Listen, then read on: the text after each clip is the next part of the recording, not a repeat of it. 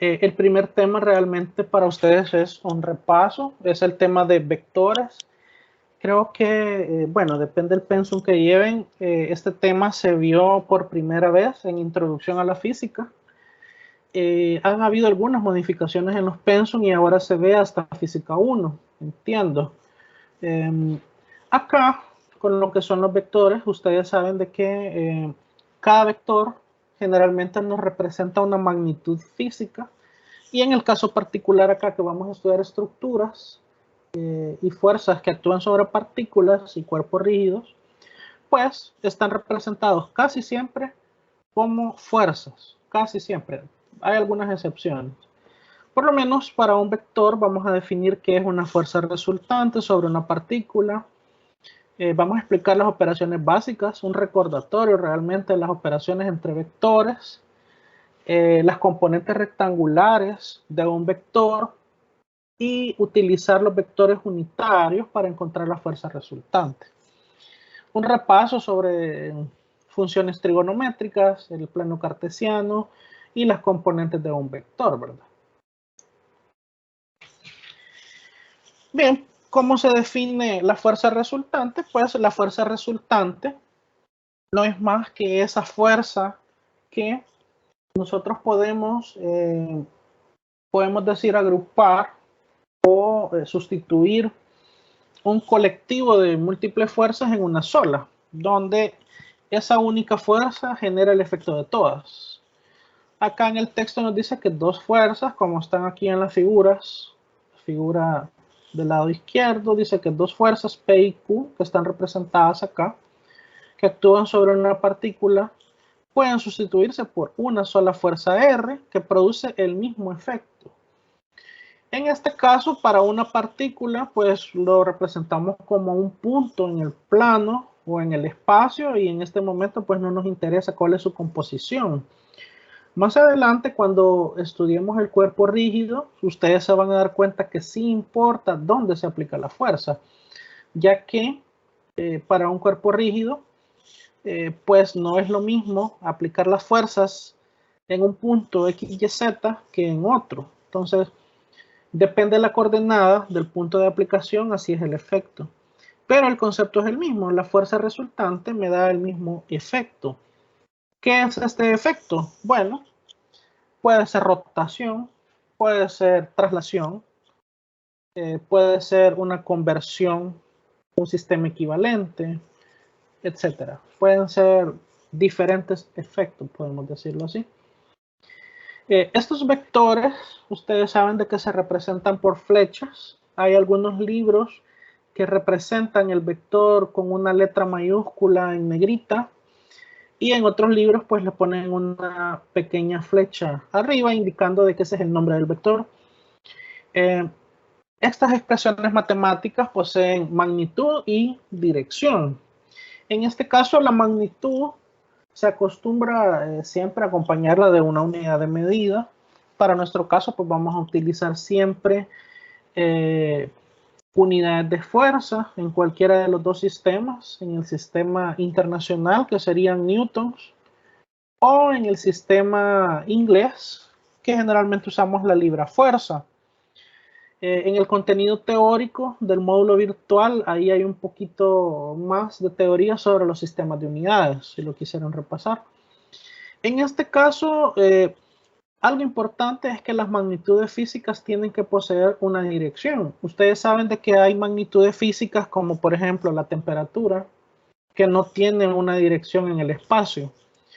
En cambio, magnitudes como la fuerza, la longitud, incluso matemáticamente se pueden establecer vectores de área normales a una superficie, y estos pues dependen de su posición y su orientación en el espacio. Las operaciones básicas que nosotros podemos tener con estos vectores pues son generalmente adición y sustracción. Podemos hablar de sumas, incluso de resta, solo que la resta pues es el inverso o el negativo de un vector. Y en este caso, un método antiguo, tradicional que se utilizaba eran los métodos de polígono. donde se colocaban un vector a continuación del otro para unir el punto inicial con el punto final y encontrar geométricamente la resultante, ¿verdad? Ahora pues ya no lo usamos de esa manera y pues vamos de lleno a métodos analíticos que son más exactos. Hay múltiples formas de plantear las sumas de vectores y para cada vector, en este caso que son vectores en el plano, siempre voy a tener una magnitud y un ángulo de dirección, donde para cada uno yo tengo que establecer un marco de referencia, que generalmente es el plano cartesiano. De ahí tenemos dos operaciones especiales que nos sirven mucho y las vamos a usar más adelante cuando ya veamos los torques y momentos, como por ejemplo el producto escalar o producto punto, donde en este caso el producto punto a punto B se define como la magnitud de A por la magnitud de B por el coseno de teta, donde teta es el ángulo que existe entre ambos vectores. El producto escalar no es más que un producto de proyección donde un vector A, su imagen, se proyecta sobre el otro vector. Y esto nos ayuda, por ejemplo, para encontrar en diferentes situaciones áreas. Podemos nosotros a conveniencia trazar vectores sobre una pieza en particular junto con la otra y nosotros podemos encontrar áreas de figuras regulares.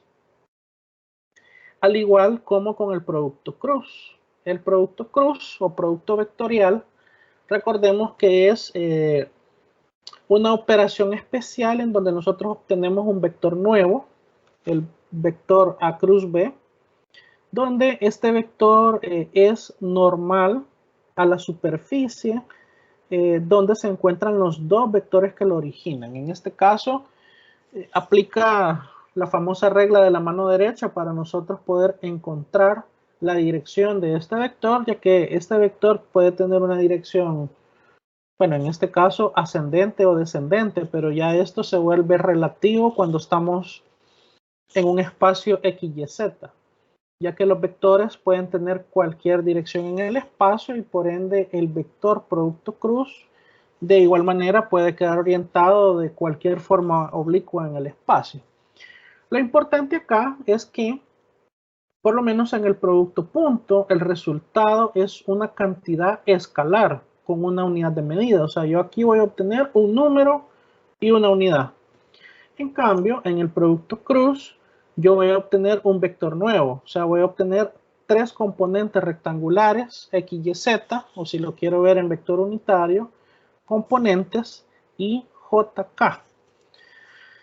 Para resolver esta operación, pues no es tan sencillo como el producto punto, que es simplemente tomar las magnitudes, sino que acá tengo que resolver este determinante de 3 filas y 3 columnas, que nosotros pues acostumbramos a hacerlo por el método de cofactores.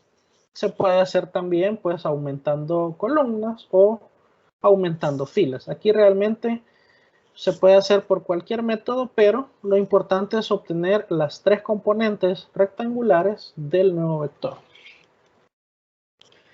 ¿Qué aplicaciones tiene esto? Bueno, vamos a ver de que el producto cruz nos va a brindar más adelante, por ejemplo, la tendencia a la rotación de un cuerpo. Vamos a ver si un cuerpo tiene una tendencia a la rotación horaria o antihoraria. También vamos a ver si podemos hacer podemos decir, interconversión de pares de fuerzas en un eje que está libre del origen. Vamos a poder ver si una partícula o un cuerpo rígido en particular va a moverse, bueno, su tendencia a la rotación con respecto a un eje en el espacio, etc. Y en este caso, algo importante para el producto cruz es que tenemos que conocer las direcciones del nuevo vector o cosenos directores que nos definen la dirección exacta del nuevo vector producto cruz en el espacio. Eso lo vamos a ver ya más adelante en los ejercicios.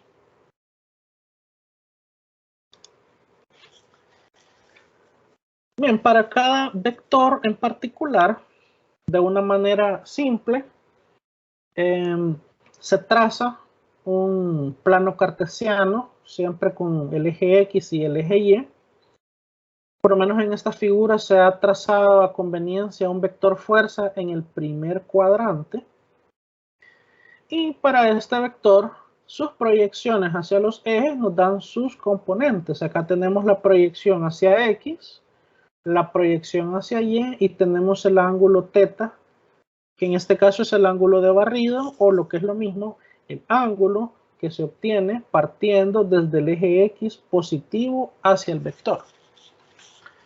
De esta manera, yo puedo relacionar las componentes con funciones trigonométricas.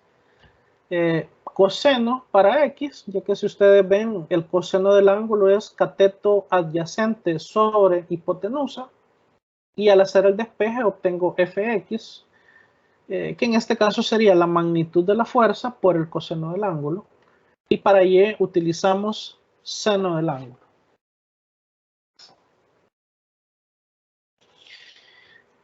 Esta metodología aplica para cualquier cuadrante, solamente que para el segundo cuadrante, si nosotros utilizamos el ángulo interno para obtener el ángulo de barrido, a 180 grados le restamos el ángulo. En el tercer cuadrante, a 180 se le suma el ángulo interno, y en el cuarto cuadrante, para obtener el barrido completo, al ángulo interno, a 360 grados yo le resto el ángulo interno y obtengo el ángulo completo. Para esto pues hay diferentes reglas y pues ya en la parte práctica lo vamos a ver más en detalle.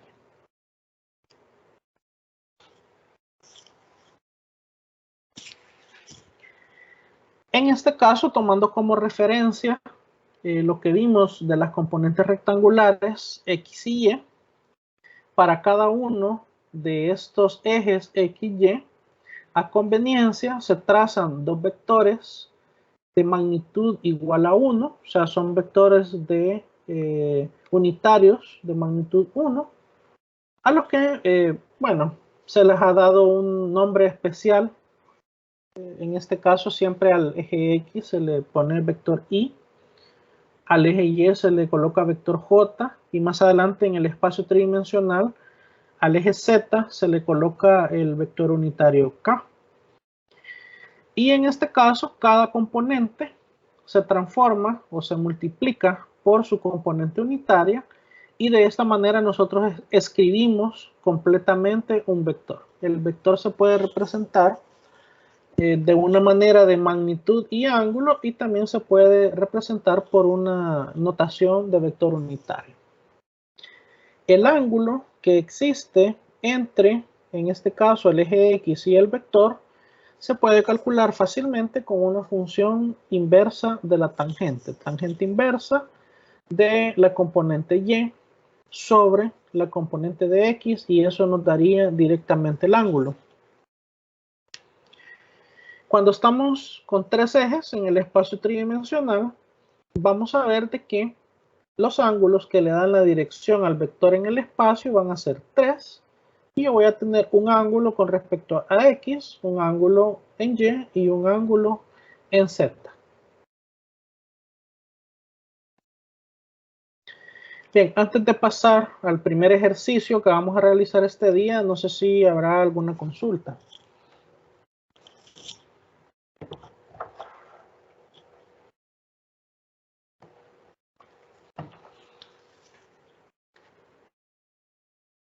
Muy bien.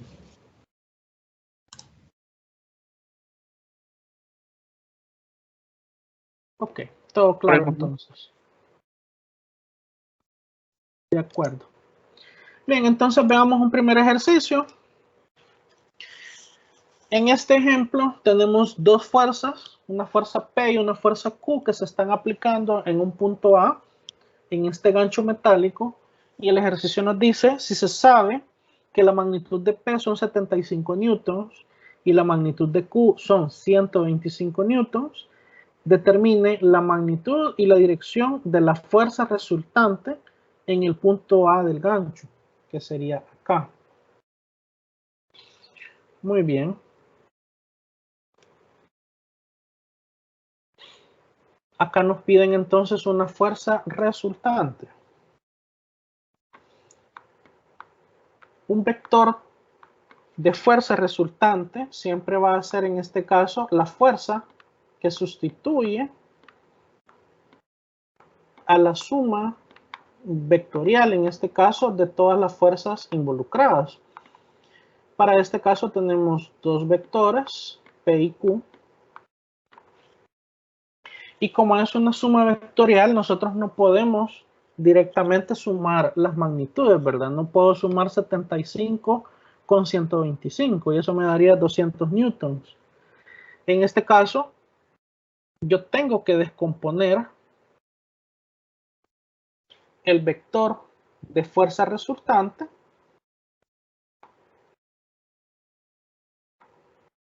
y este vector fuerza resultante, ¿a qué va a ser igual? Va a ser igual a una componente resultante en X por un vector unitario en Y más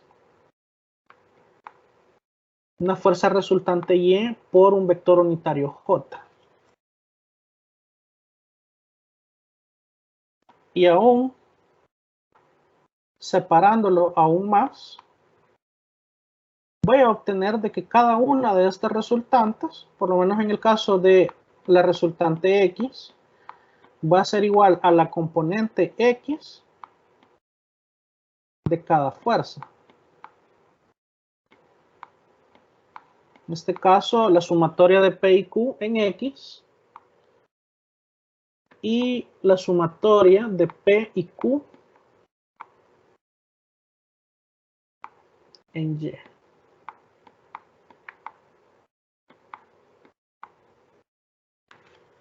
Y a esa manera sí ya puedo obtener entonces esa fuerza resultante. Aunque aquí me piden la magnitud y la dirección. Acá he anotado la resultante como vector unitario. Luego pues vamos a hacer las conversiones.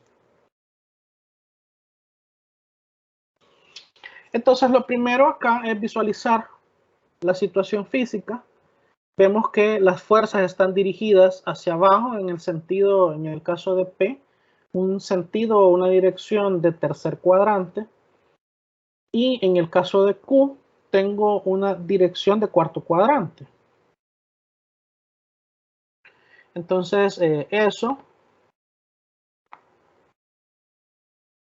para poder calcular las componentes X y Y de cada fuerza, lo traigo a un pequeño plano cartesiano, sin escala en este momento, solamente para representar la situación. Aquí tengo el punto A.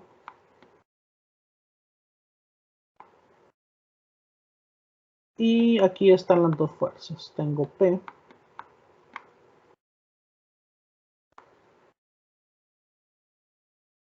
Y tengo Q. Muy bien. Ahora veamos esos ángulos.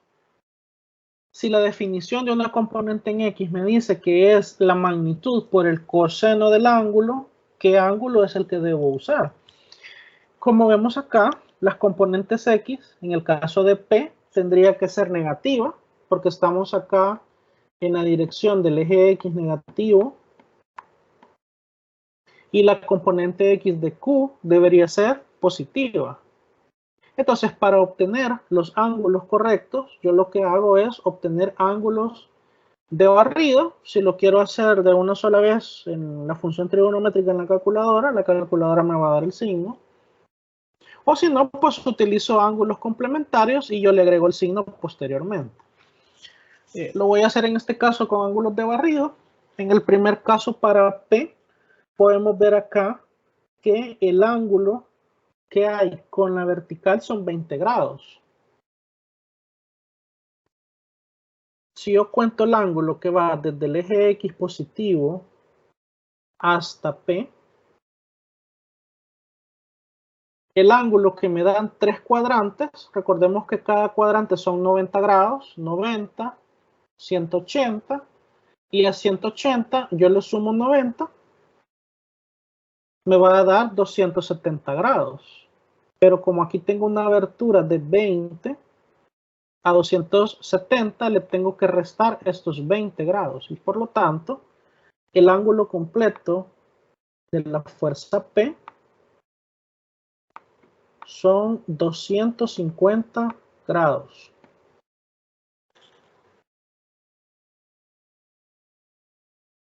Y en el caso de Q está un poco más sencillo, ya que aquí tenemos una abertura de 35 grados. Y como yo sé que desde X positivo hacia la vertical de menos Y, que está acá, tenemos 270.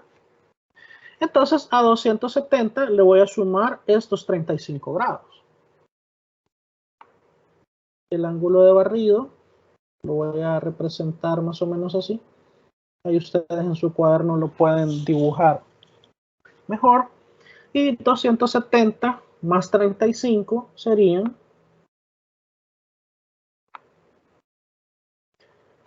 305 grados.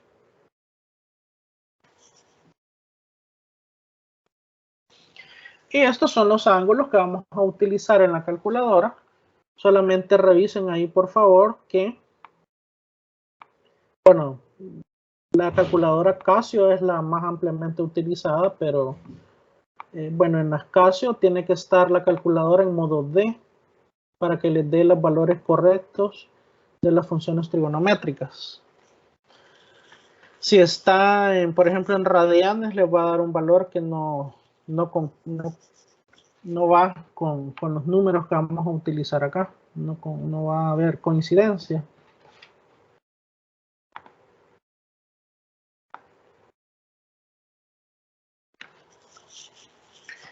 Ahora procedemos con los cálculos. Tenemos ya identificados los vectores, tenemos los ángulos, y entonces podemos ya calcular las resultantes. En este caso, para Rx sería la componente X de P. Vimos acá que P son 75 newtons. En este caso tendríamos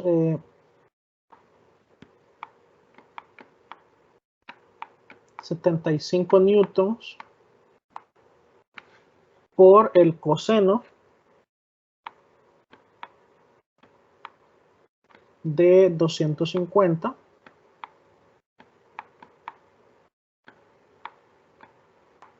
Y a esto le vamos a sumar la componente X de Q, que en este caso serían 125 newtons por el coseno de 305.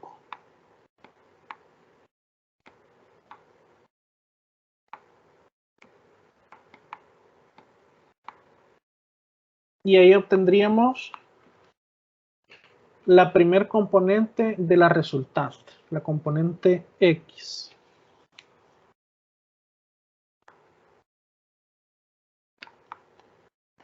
Para Y se procede igual, pero en este caso cambio la función trigonométrica, sería función seno. Y como veo que los dos vectores están posicionados entre tercer y cuarto cuadrante, entonces ambas componentes tendrían que ser negativas.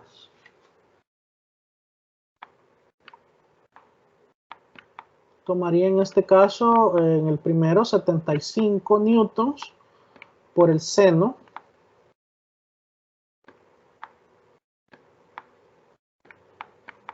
de 250. Y luego sumo con 125 newtons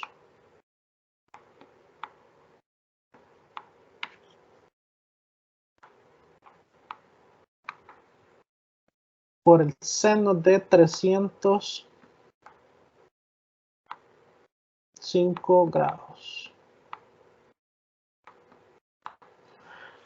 Bien, si alguien tiene los valores, por favor me los regala. A mí el primero me da 0,4. Perdón, solo le escuché 0,4. 46.04 me da a mí el primero, ¿no? Ok. Y el segundo.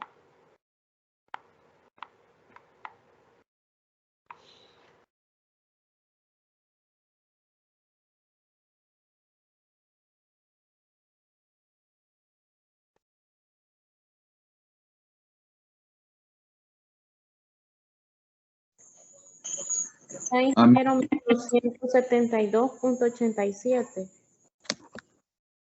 Si me puede repetir, por favor. Perdón. Menos 172.87. Ok, menos 172.87. Sí, me da igual lo mismo. Ok, excelente. Newtons. Bien. ¿Tiene sentido? R nos tiene que dar negativo porque las dos componentes están en el sentido del eje Y negativo. En el caso de Rx podemos ver que la componente X de Q es mayor que la componente X de P, que es negativa, porque el valor nos está dando positivo. Muy bien, entonces, teniendo ya estas componentes, la respuesta final, ¿cuál sería? En el caso que me solicitaran el vector unitario, aquí sería para el vector R, 4604 newtons en I, menos 172.87 newtons en J. Con esto hay que hacer notar que primero que siempre se colocan las unidades. En algunos libros lo dejan así entre paréntesis, en algunos libros no. He visto incluso que ponen paréntesis al inicio y al final y la unidad la dejan una sola hacia el final, pero sí siempre tiene que llevar unidades. Lo otro, la convención con los decimales. Se acostumbra a utilizar 2 decimales cuando son cantidades muy grandes, por ejemplo, cuando se habla de miles de newtons, o sea, 5.000, 10.000, 15.000 newtons, se acostumbra a utilizar muchas veces el entero o notación científica, cuando ya son valores muy grandes, y se respeta siempre, si es notación científica, que sean siempre 2 decimales. Bien, el ejercicio nos pedía la magnitud y la dirección. Esto lo encontramos acá fácilmente. La magnitud de R, ¿a qué va a ser igual? En este caso sería la raíz cuadrada de Rx al cuadrado más Ry al cuadrado. Y como ya los tenemos, entonces simplemente hacemos la sustitución para encontrar la magnitud de R. Colocamos la raíz cuadrada de 4604 al cuadrado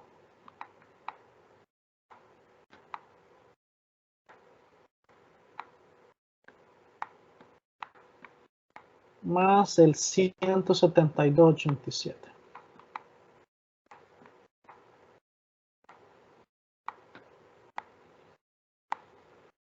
al cuadrado. Y ahí obtendríamos la magnitud de la resultante en newtons.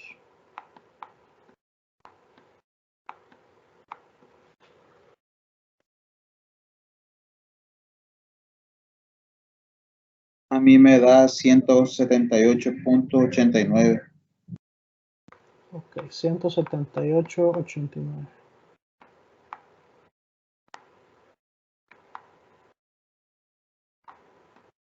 Newtons.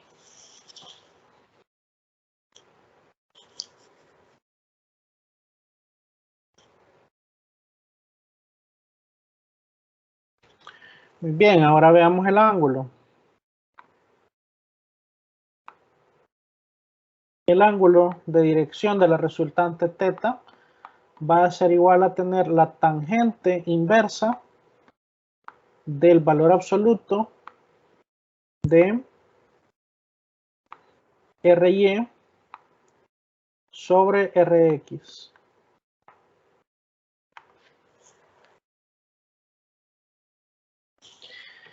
Con esto a veces surge una confusión. Hay libros que no utilizan valor absoluto, hay libros que sí. ¿Qué sucede si nosotros colocamos barras de valor absoluto? Bueno, nos va a dar siempre un ángulo positivo y nosotros tenemos que tener el cuidado que ese ángulo positivo es el ángulo complementario del vector, o sea, el ángulo menor, no el ángulo de barrido. Entonces, después calculamos el barrido para llegar al verdadero ángulo. Si nosotros no usamos esas barras, podemos obtener un ángulo negativo, y un ángulo negativo lo que nos indica es que tiene que ser contado en sentido contrario, o sea, desde el eje X hacia abajo, en sentido de las manecillas del reloj. Entonces, es solamente cuestión de tener el cuidado luego de saber hacer la vuelta completa en el plano cartesiano y calcular bien el ángulo correcto del vector. Aquí veo un texto. Dice, el signo negativo de RY que nos aparece al encontrar la fuerza resultante no nos afecta en la siguiente fórmula. En la fórmula de la resultante no afecta. ¿Por qué? Vaya, si yo lo coloco acá, como está elevado al cuadrado, yo tengo que respetar la ley de signos, y menos por menos siempre me va a dar más. O sea, si yo elevo menos 1 al cuadrado, me va a dar 1. Entonces, no afecta. Donde sí afecta es aquí en lo del ángulo, y es por lo que les explicaba. Si yo no pongo las barras de valor absoluto, me va a dar un ángulo negativo. Bien, primero resolvámoslo con barras, o sea, en valor absoluto, y entonces obtengamos este ángulo. 75.09 me da. Ah, ok, ya está calculado. 7509. Muy bien, sí. 7509. Sería tangente inversa de 178.89 entre 46.04 en modo D, en modo grados, y nos da esto. ¿Qué quiere decir este ángulo de 7509? Como este es el ángulo menor del vector, quiere decir de que no es todavía su ángulo de barrido. Además, podemos ver que los vectores P y Q están dirigidos hacia abajo. Si están dirigidos hacia abajo, quiere decir, por lo menos por geométricamente, si yo hago aquí la proyección del vector Q hacia acá y hago la proyección del vector P hacia acá, que esta resultante tendría que estar más o menos por acá, aproximadamente.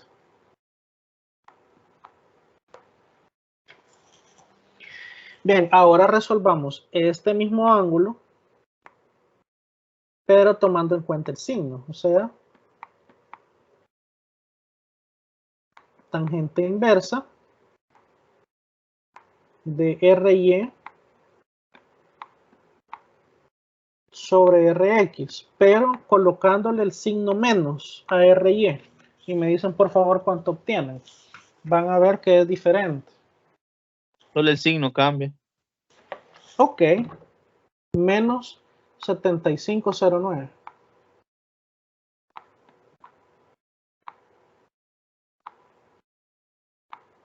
De acuerdo.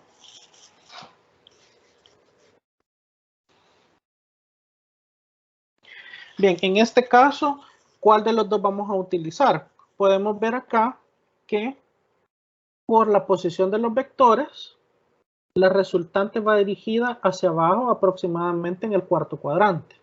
Tiene más sentido utilizar el ángulo negativo. El ángulo negativo vendría en este sentido, desde X positivo hacia la resultante, hacia acá. Tendría yo acá los 7509.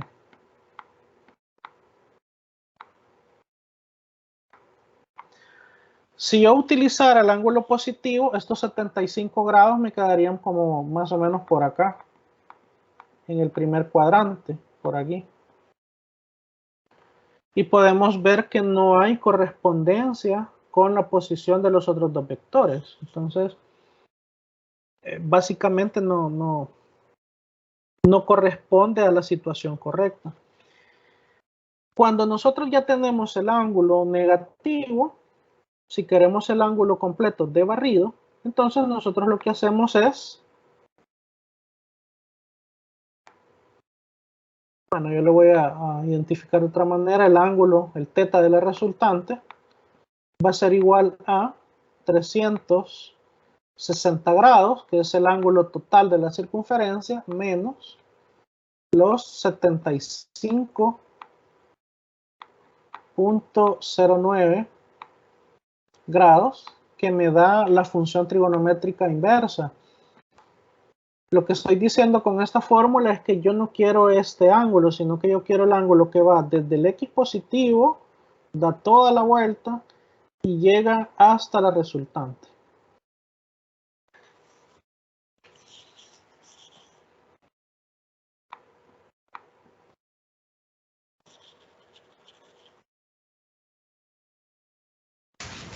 Ingeniero, una pregunta. Dígame. En efectos de una evaluación, usted va a necesitar de que se pongan los dos resultados, así como lo hemos encontrado acá en el de θ, tangente inverso, con los dos signos o solamente uno. De preferencia solamente uno el que se va a utilizar. Ustedes se van a dar cuenta que con la práctica y con el planteamiento de los ejercicios, el mismo ejercicio prácticamente les va a indicar cuál va a ser el ángulo que van a tomar. En este caso en particular, pues solo son dos fuerzas, pero la mayoría de ejercicios involucran más fuerzas. En el caso particular ya de la resultante en dos dimensiones, pues sería, en este caso, por ejemplo, me voy a adelantar un poco. Por ejemplo, algo como esto, como lo que está en este ejemplo 4, podemos ver que las dos fuerzas van hacia segundo y tercer cuadrante. La resultante tendría que ir en esta dirección. Cuando ustedes calculen el ángulo, no tendría sentido obtener un ángulo positivo aquí en el primer cuadrante.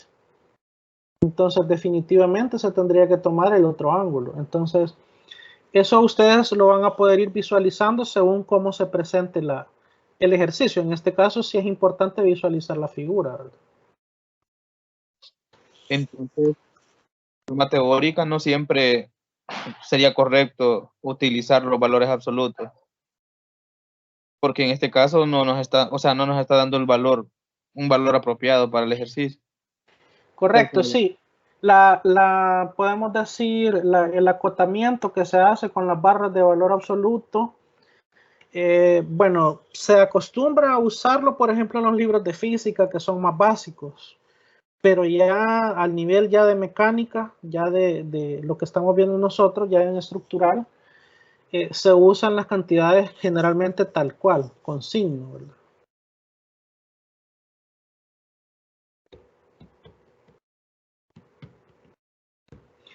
¿Me pudieron regalar este ángulo, por favor, para terminar acá? Perdón.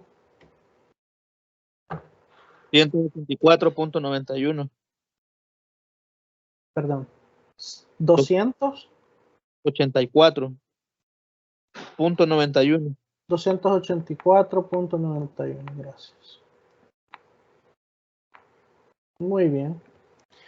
284.91 y ese es el ángulo que va desde el X positivo hacia la resultante. Quiere decir de que si la vertical son 270, yo tengo 14 grados acá entre el eje menos Y y la resultante, lo cual tiene sentido con la dirección de los dos vectores que lo originan.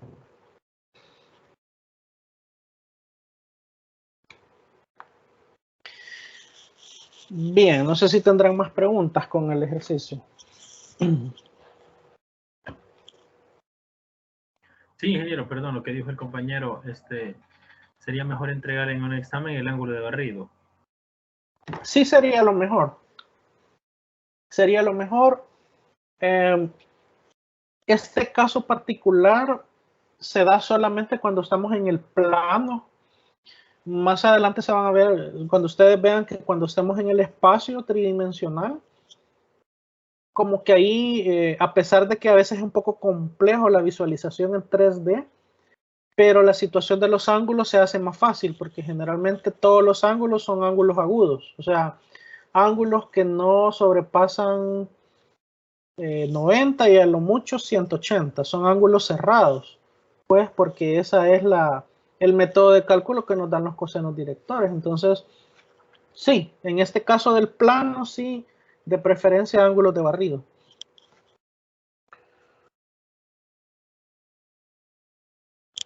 Ok, ingeniero, gracias. Bueno. Ingeniero, en el plano siempre tenemos que dibujar la resultante, ¿verdad? Sí, por lo menos para orientarse, ¿verdad? Por lo menos para saber por dónde está ubicada, ¿verdad? Esto, como les digo, el bosquejo es un bosquejo sin escala, ¿verdad? Solamente para guiarse, ¿verdad? Pero sí, es recomendable por lo menos saber hacia dónde va la resultante.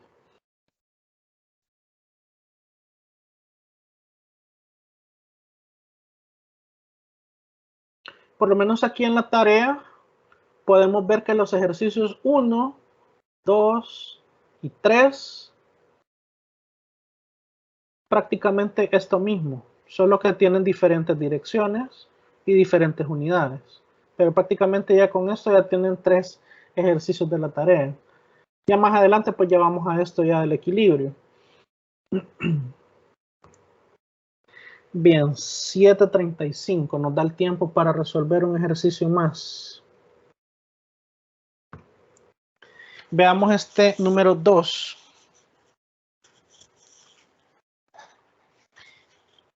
En este ejercicio vemos que hay como una especie de poste y tiene 2 cables. Y el ejercicio dice, si la tensión en el cable AB, o sea, desde acá hasta acá, es de 120 libras fuerza, y la tensión en el cable AD es de 40 libras fuerza, determine la magnitud y dirección de la fuerza resultante en el punto A del poste. O sea, nos piden que encontremos el resultante acá. Y tenemos 2 cables. Bien, antes de meterle número a esto, importante que siempre que nosotros tengamos elementos, podemos decir así, un tanto flexibles o metálicos, tales como los cables, o tengamos cuerdas que están sometidas a tensión, recordemos que las fuerzas de tensión siempre van dirigidas hacia el centro del cable o hacia el centro de la cuerda. Quiere decir que en este cable AB hay una tensión que va dirigida desde A hacia el centro y hay otra tensión que va dirigida desde B hacia el centro. En este caso me están pidiendo el análisis en A. Yo voy a dibujar el vector hacia abajo, pero si me lo pidieran en B, la tensión iría hacia arriba. Igual pasa aquí entre A y D. En este cable yo voy a tener 2 tensiones, una dirigida hacia el centro, hacia abajo, desde A hasta acá, y tengo otra tensión que parte de D hacia arriba. Esto porque más adelante vamos a tener sistemas que van a tener varios cables y pues puede hacer que nos perdamos un poco al ubicar las fuerzas, ¿verdad? Bien, veamos. Ingeniero, ¿Sí? perdón, perdón ahí, ¿será que puede repetir nuevamente? No le comprendí muy bien con respecto a eso de la tensión. En el caso de AD es hacia abajo, pero BA es hacia arriba. Eso, perdón, no le comprendí muy bien. Ok, sí, no, aquí en este caso tenemos 2 fuerzas. Esperen, vamos a tratar de hacer este bosquejito aquí antes de comenzar el ejercicio. Tenemos esto, tenemos el poste, tenemos acá un gancho con el primer cable y tenemos acá otro gancho con el otro cable. Muy bien. Repitiendo, les decía que cuando tenemos cables o cuerdas que están sometidas a fuerza, se crean tensiones. O sea, la tendencia del cable o la tendencia de la cuerda por propiedades de elasticidad es a regresar a su tamaño original, pero si nosotros la sometemos a fuerzas, entonces en el cable o en la cuerda se van a producir dos fuerzas. En este caso, que tenemos el punto A y aquí tenemos B, yo voy a tener una tensión en este sentido y voy a tener una tensión en este sentido. Tal vez en este caso particular dije hacia abajo o hacia arriba, pero tal vez la forma más general y correcta es decir de que en una longitud determinada de cable o de cuerda, siempre voy a tener dos tensiones que se dirigen hacia el centro, independientemente de la orientación que tenga el cable o la cuerda. Igual pasa acá, en el otro cable, en el cable AD, yo tengo una tensión hacia acá, dirigida hacia el centro, y tengo otra tensión acá, dirigida hacia el centro. O sea que en total, yo tengo ahí 4 fuerzas en esos cables, 2 por cada cable. No sé si ahora quedará un poco más claro. Hoy sí, ingeniero, gracias. Bueno. Es un sí. como tubo, por ejemplo. Perdón, ¿si me puede repetir? En el caso que digamos, ¿verdad? Que lo sostiene es un material rígido, como un tubo, por ejemplo, un tubo de hierro o de aluminio, lo que sea. ¿Se refiere a esto, al poste AC? No, que digamos que, o sea, que en vez de las cuerdas o el cable, estuviera un material rígido. Un material rígido, ok, ahí cambia. Ahí ya no puedo hacer el mismo análisis. En el caso, por ejemplo, voy a borrar acá este extremo. Por ejemplo, unas varillas aceradas, por ejemplo, no sé.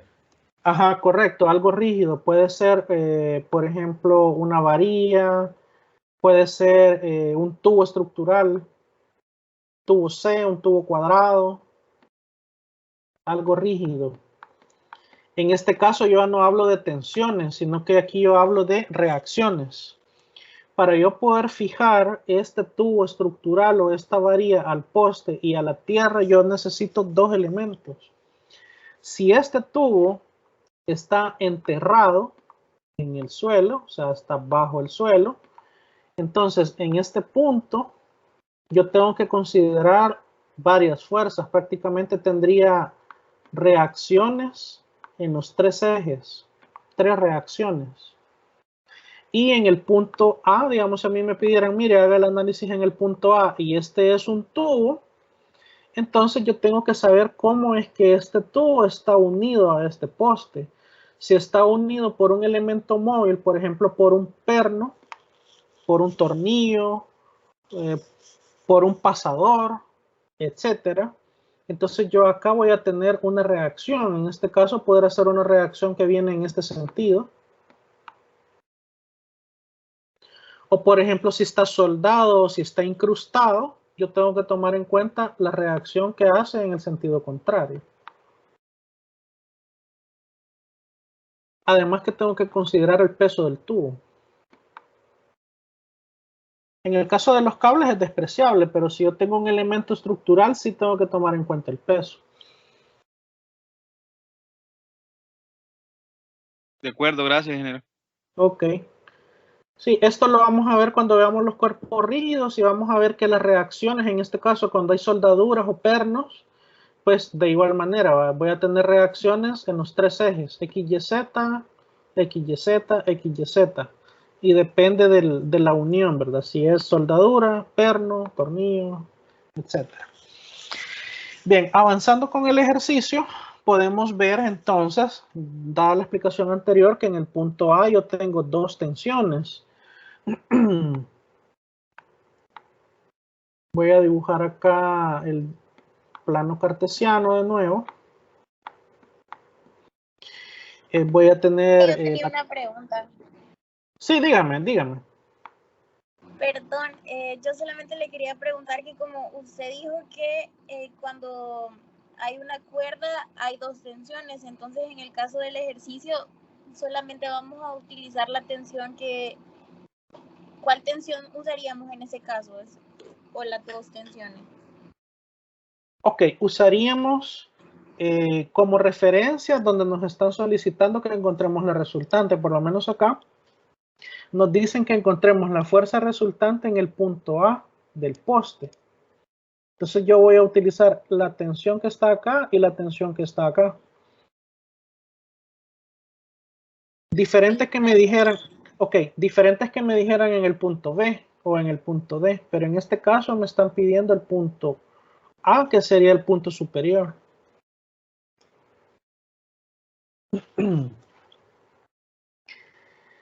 Bien, voy a representar acá la primera tensión, que en este caso sería la tensión AB.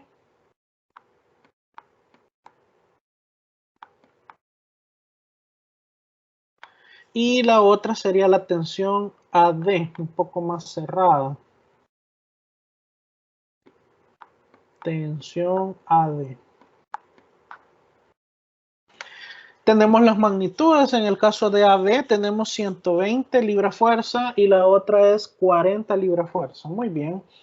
Mismo análisis. En este caso, para encontrar la resultante, yo voy a tener una suma vectorial donde voy a tomar en cuenta la tensión AB más la tensión AD.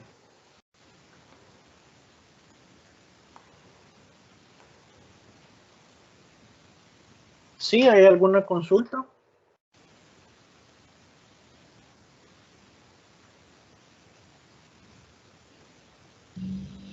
De mi parte no, ingeniero. Ok, es que sí, es que escuchaba un micrófono abierto. De acuerdo, entonces continuando acá, pasamos a la determinación de las componentes. Recordemos que R como vector unitario va a tener su componente X y Y. Y por tanto, Rx va a ser igual a tener la sumatoria de las componentes X de cada tensión. Tensión AB X más tensión AD X. Para Y es el mismo análisis, solamente que sumando componentes en Y. ABY más tensión ADY. Muy bien. Ustedes saben que para poder encontrar estas componentes necesitamos el ángulo, necesitamos coseno de teta y necesitamos seno de teta. Pero ahora no nos dan ángulos, sino que nos dan longitudes en pies. Nos dicen, por ejemplo, que desde B a C tenemos 8 pies y desde C a D tenemos 6 pies. Aquí tenemos varias formas de visualizarlo. La altura del poste son 10 pies. Estas distancias yo las puedo trasladar hacia arriba o hacia el lado izquierdo a conveniencia. Por lo menos aquí en el plano cartesiano que ya tengo dibujado, estos 8 pies estarían, bueno, voy a trazar acá algunas líneas guías para los vectores. Estos 8 pies estarían acá.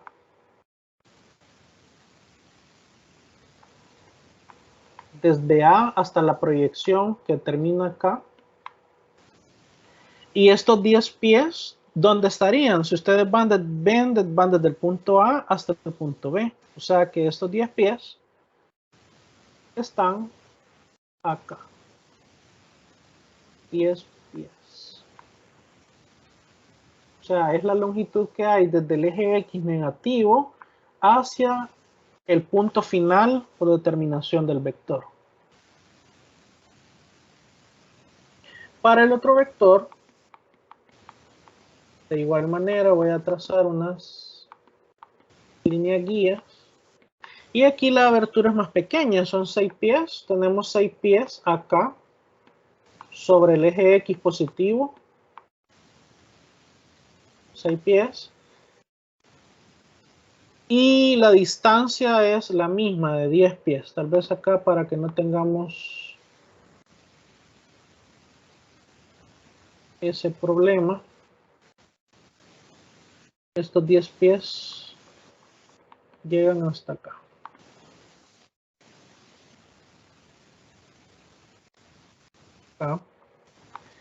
Y tenemos 10 pies. Esto que nos están dando acá son cotas para nosotros poder calcular por trigonometría los ángulos internos de cada vector. Como podemos ver acá, para cada vector prácticamente en distancia lo que nos están dando es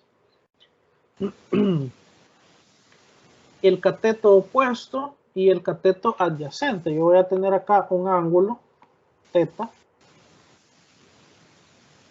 Y para este vector también voy a tener acá un ángulo θ.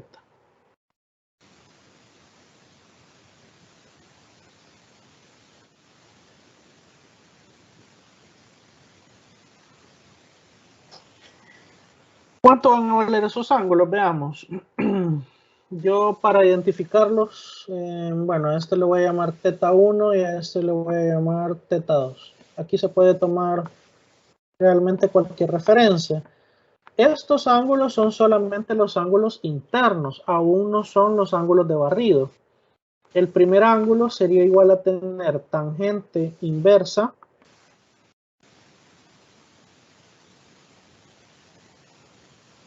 de cateto opuesto entre cateto adyacente. O sea que aquí sería 10 pies entre 8 pies.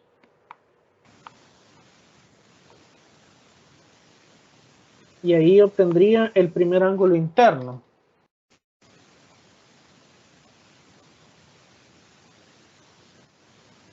$51.34. Ok, 51.34. Ok, y veamos qué posición tiene. Tiene una posición, la tensión AB hacia el tercer cuadrante. ¿Qué quiere decir? Que el ángulo de barrido de este vector comienza en el X positivo, llega hasta 180 y luego termina en el vector. Entonces quiere decir que el verdadero ángulo, o sea, el ángulo que yo le voy a llamar AB, ya para identificarlo con la tensión AB, sería 180 más 51.34. 131.34. 131, ¿verdad? 231. Perdón, ok, sí. 231.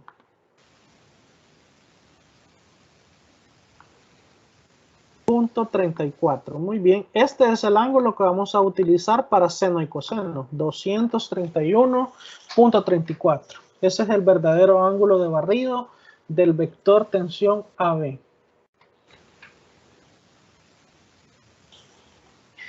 Vamos con el otro.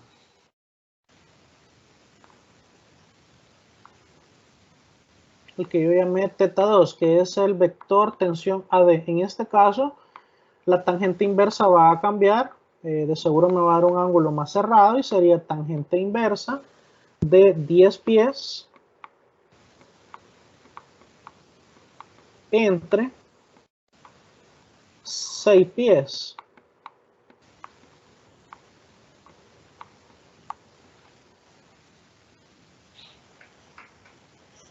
$59.63. 59 punto, perdón, 04. 0,4 por aproximación. Muy bien.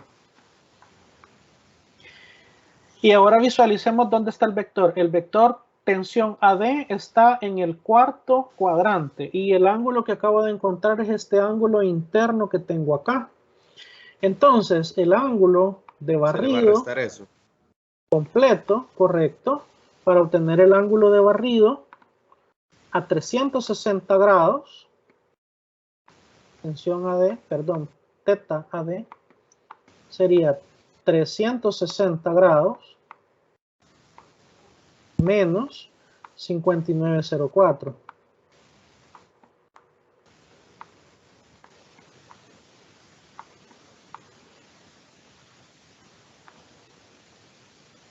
$300.96.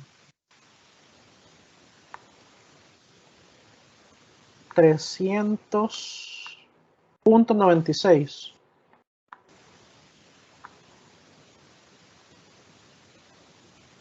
Ok. Y ese es el segundo ángulo, el que vamos a utilizar para seno y coseno, 300.96. Y entonces ahora sí, ya podemos calcular esto que tenemos acá. Las resultantes en X y las resultantes en Y. No sé si queda claro esto de los ángulos.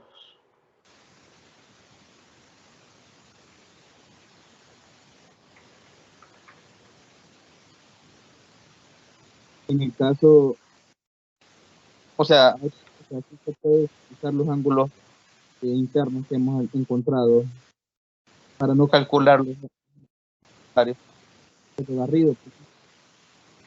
Ok, si usted quiere utilizar estos ángulos internos, 51 y 59, en el caso del primero, en el caso de 51, tiene que tener el cuidado de que a las componentes que obtenga tiene que cambiarles el signo, porque son negativo en X y negativo en Y.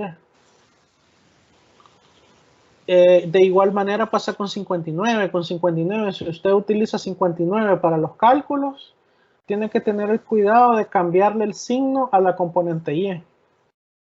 De acuerdo. Si no quiere complicarse con los cambios de signos, utiliza 231 y 300 y la calculadora le va a dar el signo. O sea, utilizando los ángulos de barrido siempre, o sea, ya nos van a dar el signo que vamos a utilizar, ¿verdad? Digamos que si usted utiliza, si utiliza el ángulo de barrido, la calculadora de una vez le da el signo. Bueno, gracias. Ok. Y ahora el siguiente paso entonces sería hacer estos cálculos. Para Rx tendríamos la primera tensión, veamos el ejercicio, 120 libras fuerza.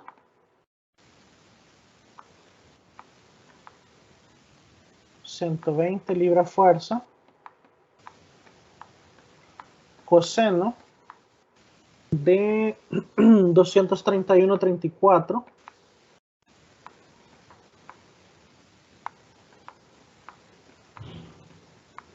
más la otra tensión era 40 libras fuerza.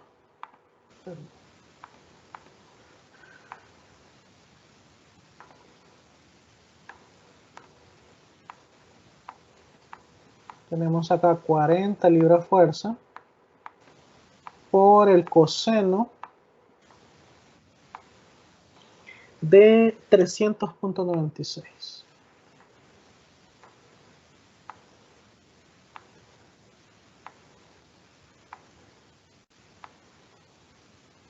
Y ahí tenemos ya Rx.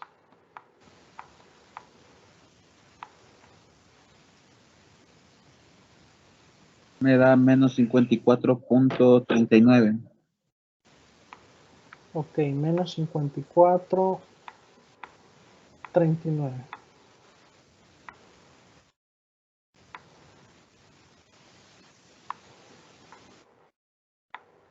Libras fuerza. Calculemos luego RY. RY sería lo mismo, solo que en lugar de cosenos utilizaría senos.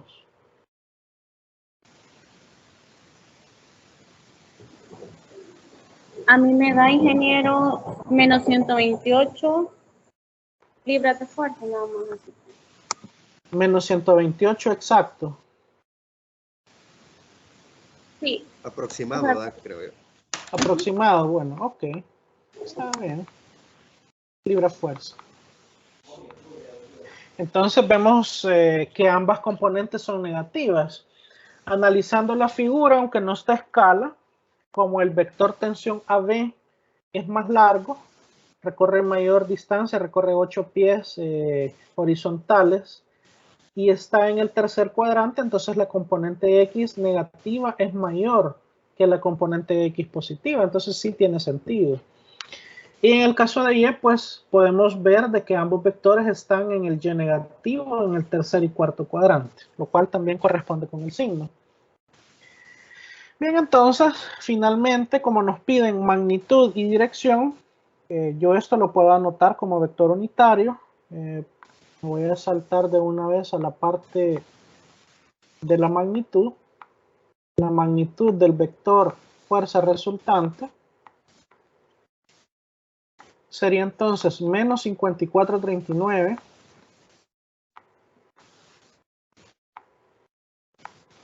al cuadrado más menos 128 al cuadrado. Aunque a pesar de que ambos son negativos, pues como están elevados al cuadrado, el signo se va a hacer positivo. A mí me da 139.08. 139.08.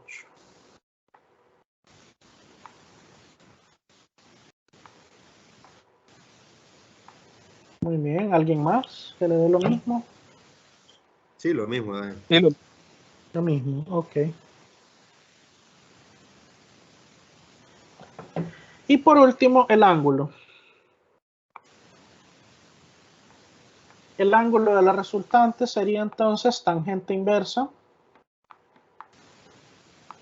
Lo vamos a utilizar con signo. De todos modos, acá podemos ver que los signos se cancelan, menos entre menos. Me quedaría menos 128 entre menos 5439. 66.98. Y dijo que la calculadora tenía que estar en D. En D, correcto, en grados. Perdón, compañero, el que ¿me puede repetir el ángulo? 76.98. No sé si otro compañero corrobora. 76.98. 66.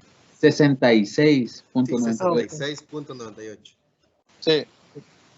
Ok, 66.98. Lo voy a aproximar a 67. 66.98, 67. Muy bien. ¿Dónde están esos 67 grados? Acá la función inversa nos está dando el ángulo más pequeño con el cuadrante. Como la resultante tiene ambas componentes negativas, quiere decir que este vector está ubicado en el tercer cuadrante con 67 grados de ángulo. Quiere decir que este vector está, bueno, ahí ustedes lo representan mejor, está más o menos por acá. Aproximadamente está ubicado en el tercer cuadrante con ambas componentes negativas. Tiene un ángulo de 67, perdón. Perdón, en este caso, para ubicarlo, se podría hacer la sumatoria de los 180 más los 67 para ponerlo exactamente. Sí, correcto. Ese sería el último paso porque los 67 grados están entre el X negativo y el vector. O sea, los 67 grados están acá. Pero el ángulo completo sería desde acá. Entonces, estos 67 solamente son el ángulo menor o complementario en el cuadrante. Pero el ángulo total, el ángulo de la resultante en barrido, serían 180 más 67. que nos daría 200. 37.247, ¿verdad?